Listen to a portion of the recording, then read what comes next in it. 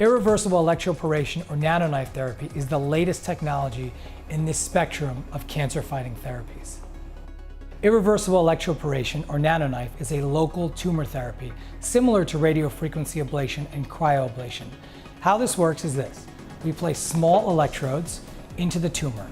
After these small electrodes are placed into the tumor under an imaging guidance such as CAT scan or ultrasound, we then deliver high voltage, low energy pulses into the tumor, which makes small microscopic holes in the cellular membranes. The cells then undergo cell death, basically killing tumor cells wherever we can place electrodes. The advantages to nanoknife over other forms of therapy that are already on the market is that nanoknife is not affected by arteries and veins or nearby important structures, which separates this technology from other previous existing technologies. The heat sink effect, which is one of the largest disadvantages for radiofrequency ablation or cryoablation, is therefore obviated during irreversible electroporation. This allows us to place these probes into tumors which are nearby vital structures, such as arteries or veins, and successfully kill these tumors without damaging those nearby structures. These are very small needles or very small electrodes, which are about the same size as an intravenous line catheter. These are placed directly into the tumor without an incision or any stitches, and following the procedure, the needles are removed and patients generally spend 23 or 24 hours in the hospital and leave the following day with maybe just a Band-Aid on their skin. This is a patient, 72-year-old male, let's call him John. John had colon cancer which spread to the liver.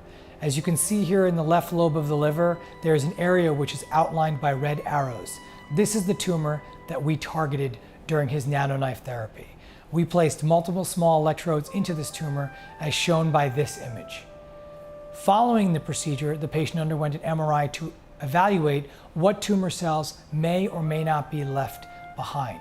As you can see, the area that is now black, which has replaced the entire tumor bed, shows us that none of the previous tumor cells are currently alive.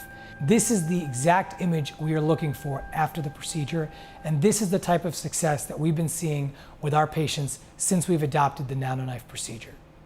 Being that this is a relatively new technology, only being FDA approved in 2009, a lot of patients may not know, or in some communities, physicians may not know that this is an available technology because they are used to the usual limitations of ablative technology. For instance, if they normally have a tumor which is near a vital structure, they may not consider ablation as an option. Now that we have this type of technology, this makes almost any patient who was not a candidate before become a candidate for the procedure.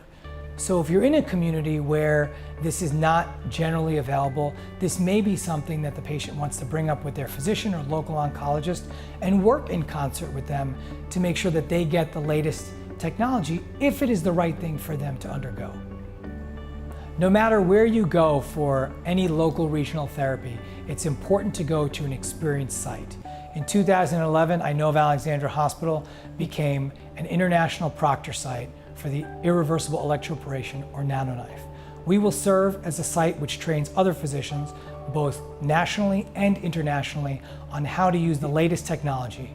We are excited to have this technology here at I know of Alexandra Hospital. There really are no words to describe the feeling that you get when you can tell a patient after they've come to you, especially when they've failed other therapies, that all of their tumor, as we know it, is gone.